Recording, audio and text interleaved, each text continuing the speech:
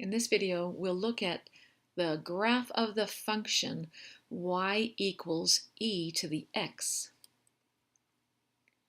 And we'll make an xy table of values. And we'll use the numbers -1, 0, 1, and 2 for x. When x equals -1, y equals e to the -1, which is approximately equal to 1 over 2.7. When x equals 0, y is e to the 0, or 1.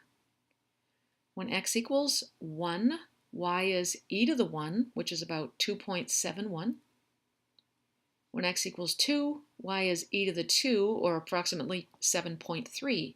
Now we'll plot these points, -1, and then a little lower than 1/2, 0, 1, 1, 2.71 about, and 2, 7.3.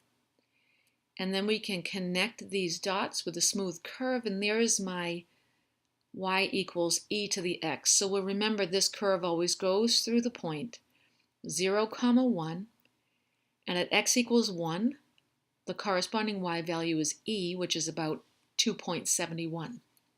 So now, remembering that parent function, we're asked to take a look at this curve and how is it a transformation of the parent function y equals e to the x. So this is just a reflection across the y-axis. So this curve is y equals e to the negative x. Look at another example. I believe this one is y equals -e to the negative x, and how we can verify that is, remember in the previous example we had e to the negative x, which looks like this, but we're reflecting this time across the x-axis. Now here's an example that looks like the parent function to me, and to verify that I see it goes through 0, 1, and I see the y value at x equals 1 is about 2.71, so I believe this is the curve y equals e to the x. It's matching my parent function, so we'll say this one is y equals e to the x.